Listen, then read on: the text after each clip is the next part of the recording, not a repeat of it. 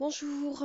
Alors aujourd'hui, pour les premières deux, j'ai décidé que on allait travailler sur la dissertation que vous avez à me rendre. Je vous laisse jusqu'à lundi pour me la rendre, donc un petit peu plus de temps, mais pas trop, parce qu'après je voudrais pouvoir les corriger.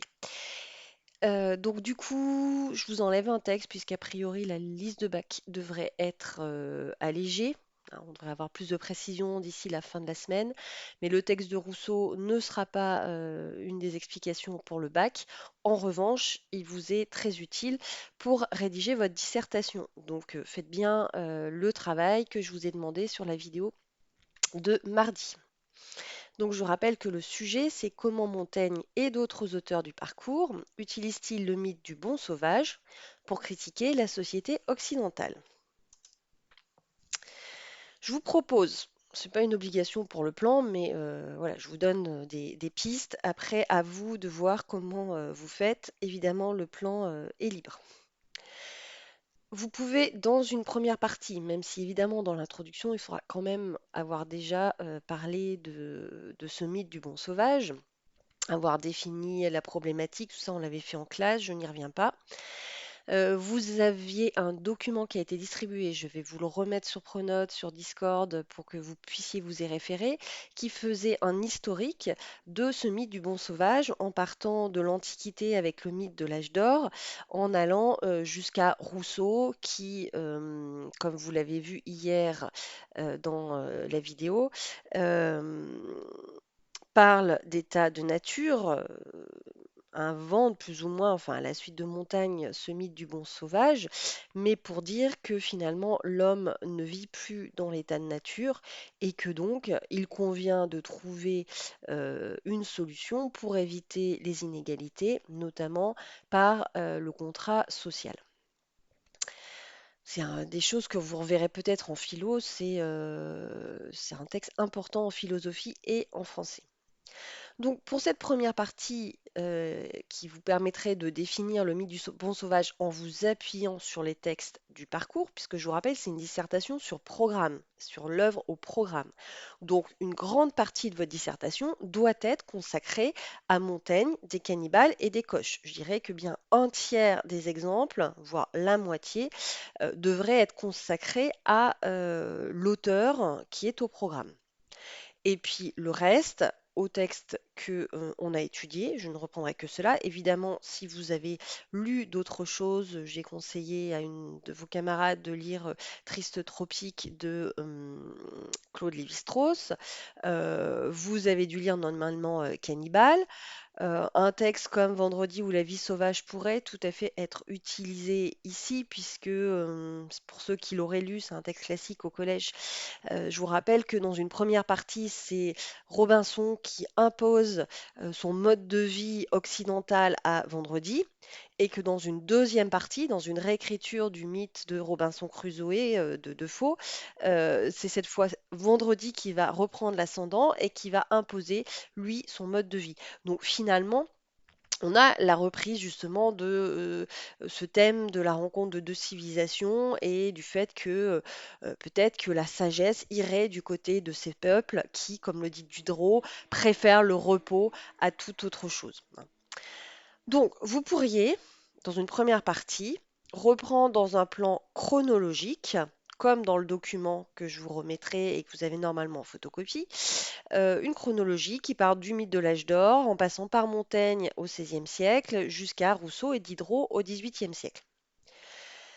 Ou bien, autre possibilité pour faire des sous-parties, puisqu'une grande partie est composée de sous-parties, donc de plusieurs paragraphes, on va dire minimum 3.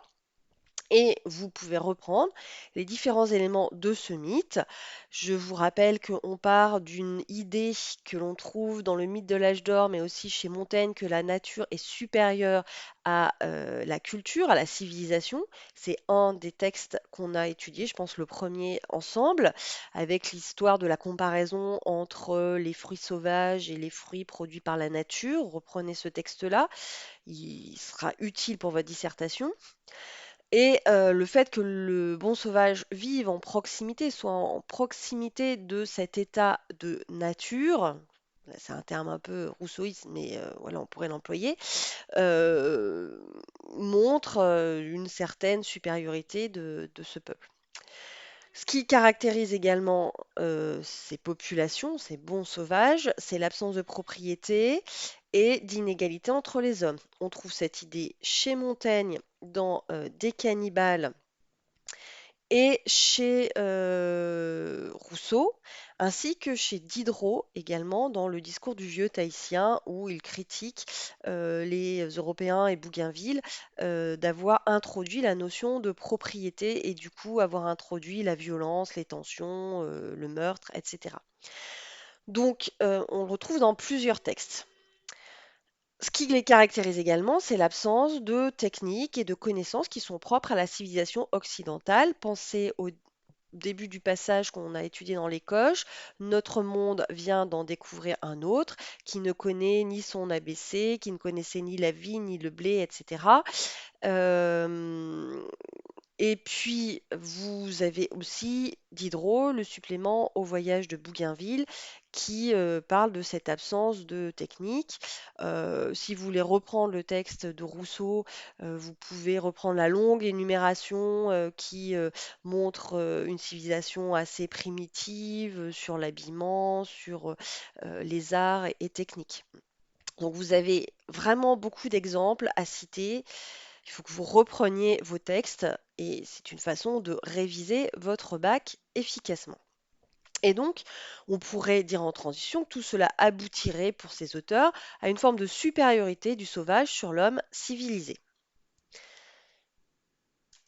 Deuxième partie, on va traiter le comment. C'est important, ça fait partie des mots-clés. On a deux mots-clés, le bon sauvage, le comment, et puis la critique évidemment de la culture européenne. Donc il faut vraiment, quand vous avez un sujet de dissertation, commencez par prendre les mots-clés et voir ce que ça implique et pour pouvoir reformuler une question ou plusieurs questions auxquelles vous allez répondre dans votre dissertation. Donc là, c'est une partie un petit peu plus littéraire. Avant, on était plus dans le thématique, quelque chose de l'ordre de la compréhension qui n'est pas forcément très littéraire. Ici, on attaque sur les moyens utilisés par la littérature d'idées, l'argumentation. Et donc, je l'avais dit en cours quand je vous avais préparé à faire votre dissertation, euh, on a d'abord le moyen de la comparaison. Assez simple, comparaison de deux civilisations qui va montrer une supériorité physique, par exemple chez Diderot et chez Montaigne, une supériorité dans des valeurs morales, c'est très clair chez Montaigne, qui montre que finalement ce qui a perdu ces peuples, c'est justement parce qu'ils étaient finalement plus honnêtes que les Espagnols.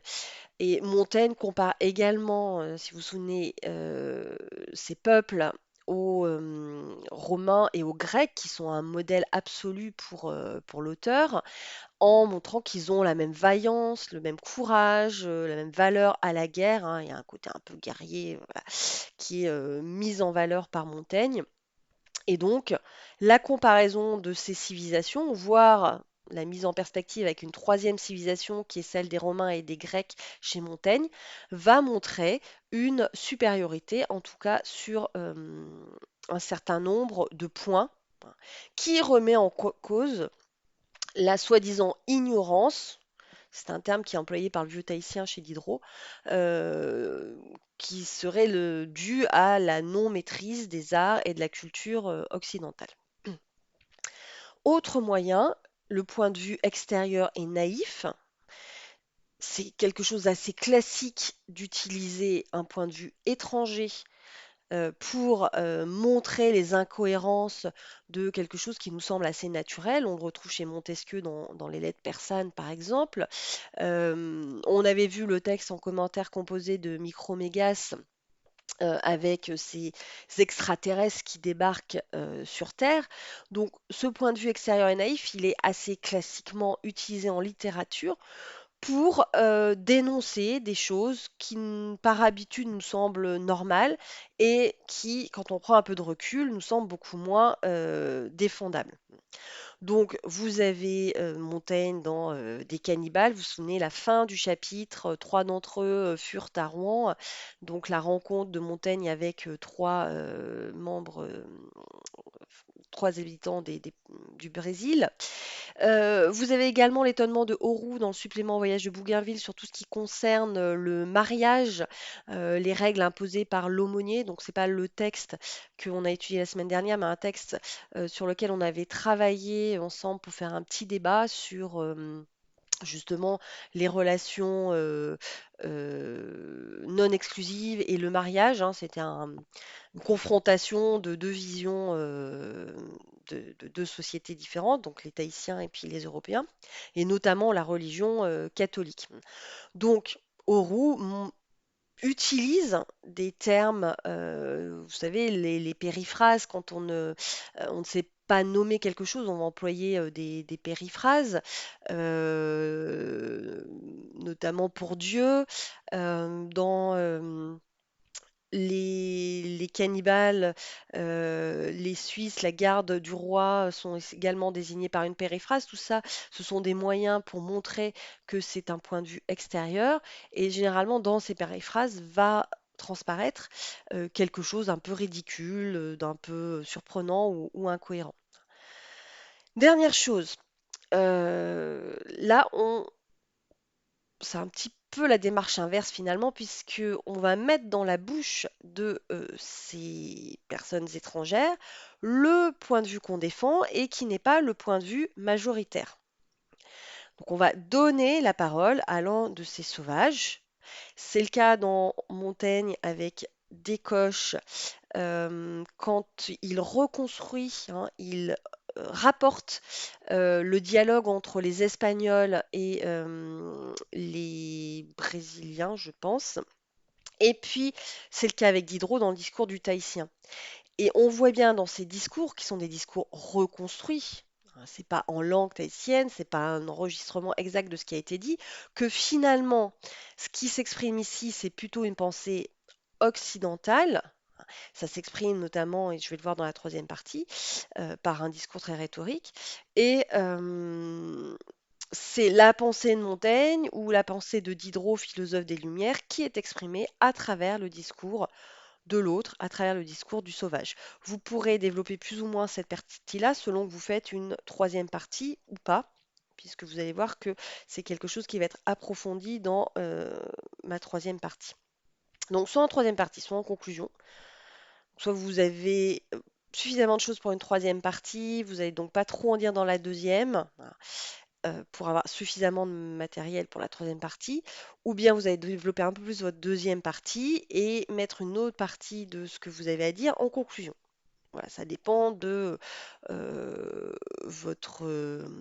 fait que vous soyez à l'aise ou pas, que vous ayez suffisamment d'exemples ou pas, etc. Pour autant, les auteurs ne remettent pas complètement en cause la civilisation occidentale. D'ailleurs, Montaigne ne remet même pas en cause complètement la colonisation, puisque dans Les Coches, si vous vous souvenez bien, il regrette que finalement ceux qui ont colonisé les Brésiliens, les peuples d'Amérique du Sud, ce ne soient pas les Romains et les Grecs, qui eux auraient su allier les deux civilisations de façon harmonieuse, mais que ce soit les Occidentaux et notamment les Espagnols qui n'ont été guidés que par l'avidité, l'envie de piller, le besoin d'or. Donc, on serait plutôt ici dans une défense d'une forme de relativisme, c'est-à-dire que on va admettre qu'il y a différentes cultures, différentes sagesses. Il n'y en a pas une qui est supérieure à l'autre, mais que ça nous permet, dans un échange, de mettre en perspective sa propre culture, de garder une attitude critique par rapport à sa propre culture. Et là, vous pouvez vous référer à la vidéo de Claude Lévi-Strauss sur laquelle je vous avais demandé de travailler lundi dernier, il y a 8 jours. Et en même temps, et même plus, on pourrait dire que chez les philosophes des Lumières, il s'agit moins de découvrir une autre culture, donc de s'ouvrir à de la différence, que d'utiliser cette culture pour défendre des idées encore minoritaires. Donc en fait, la figure du bon sauvage, peuple opprimé, va devenir un porte-parole de, de personnes qui portent des idées minoritaires dans leur société. Donc, ces valeurs des Lumières, qui ne sont pas forcément encore en place à l'époque de Rousseau et de Diderot, puisque tout ce siècle-là va aboutir à la Révolution française, et que même les idées, les valeurs de la Révolution française vont mettre beaucoup de temps à être réellement en action dans la société française et occidentale. Donc l'égalité, la liberté, la lutte contre l'esclavage, etc. Donc, la vision de ces philosophes reste de toute façon très ethnocentrée. Ça n'est pas finalement la vision réelle de ces peuples.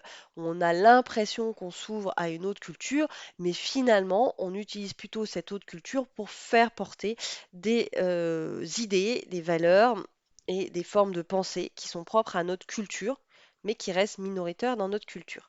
Et la preuve, une épreuve, c'est justement ces discours très rhétoriques qui reflètent bien un mode de pensée occidental hérité lui-même de l'Antiquité et de la rhétorique gréco-romaine. Voilà, j'espère que ça vous aura aidé pour rédiger votre dissertation.